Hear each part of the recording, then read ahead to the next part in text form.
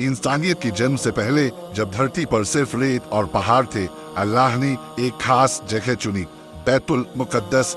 क्या आप जानते हैं, हजरत आदम आसर ने सबसे पहले काबा बनाया और फिर 40 साल बाद यहाँ मस्जिद अल अक्सा की बुनियाद रखी। फरिश्तों ने आदम आसब को सोने, चांदी और मोतियों से बनी एक मस्जिद दिखाई थी। यह वही जगह है जहां बाद में हजरत इब्राहिम ऐशक ने अपने बेटे की कुर्बानी देने का सपना देखा। कुरान में इसे अल मस्जिद अल अक्सा, सबसे दूर वाली मस्जिद कहा गया।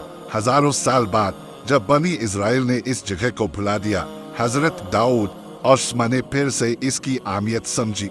उन्होंने यहाँ एक बड़े मंदिर टेम्पल की योजना बनाई, लेकिन अल्लाह ने सिर्फ उनके बेटे सुलेमान आउस को यह मौका दिया। सुलेमान असद ने जिन्हों और इंसानों से मिलकर मस्जिद बनवाई। उनकी मौत के बाद उनकी छड़ी पत्ती के शरीर को देखकर जिन्न काम करते रहे। यहूदियों का पहला टेम्पल यही बना था, लेकिन बनी इजराइल के गुनाहों की वजह से अल्लाह का गजब आया।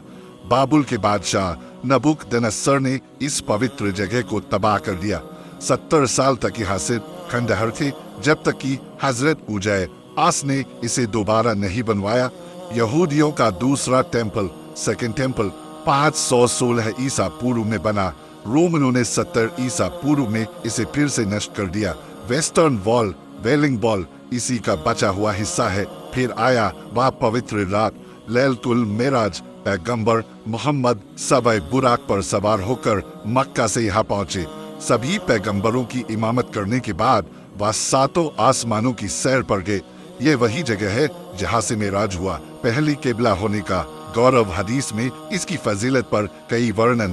733 ईस्वी में हजरत उमर रब ने यरूशलेम फतह किया। जब उन्होंने मस्जिद का हाल देखा तो रो पड़े। खुद खाक छान कर उन्होंने इस जगह को साफ किया और एक साधारण सी मस्जिद बनवाई। उमर प्रेयर ने ईसाई पादरी के साथ मिलकर सही जगह ढूंढी।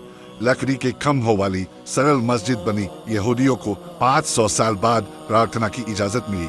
खलीफा अब्दुल मलिक ने 691 ईस्वी में डोम ऑफ द रॉक बनवाया। ये दुनिया की पहली बड़ी इस्लामिक इमारत थी। सोने का गुंबद, फारसी कारीगरी, बेजोड़ नक्काशी, सब कुछ अल्लाह की बड़ाई बयान करता था।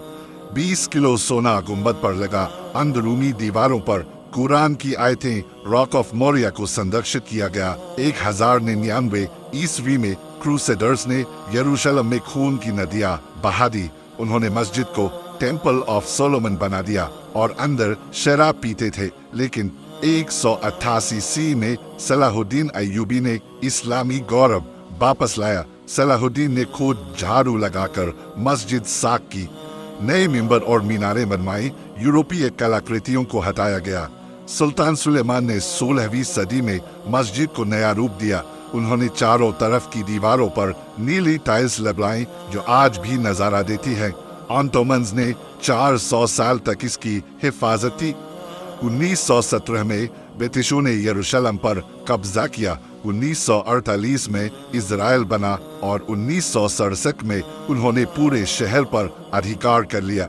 आज अल-अक्सा के नीचे सुरंगें खोदी जा रही है, लेकिन मुसलमान हर जुमे को लाखों की तादाद में यहाँ जमा होते हैं। यहूदी थर्ड टेम्पल बनाना चाहते हैं।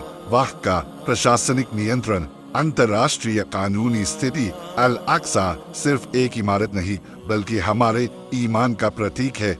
जब तक यह मस्जिद कायम है, इस्लाम की रोशनी बुझने नहीं पाएगी। हम सब की जिम्मेदारी है कि हम इसकी हिफाजत के लिए जागरूक रहे।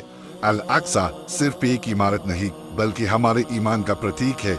जब तक यह मस्जिद कायम है, इस्लाम की रोशनी बुझने नहीं पाएगी।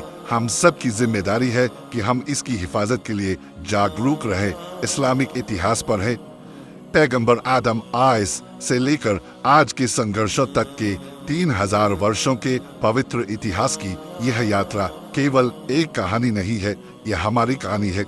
विश्वास, प्रतिरोध और आशा की कहानी इस्लामिक इतिहास पर है। फिलिस्तीनियों का साथ दे। दुआओं में अल-अक्सा को याद रखें।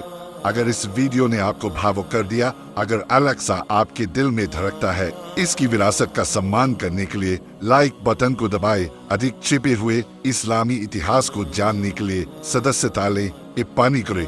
सेव अलेक्सा, आइए अपनी एकजुटता को ट्रेंड करें।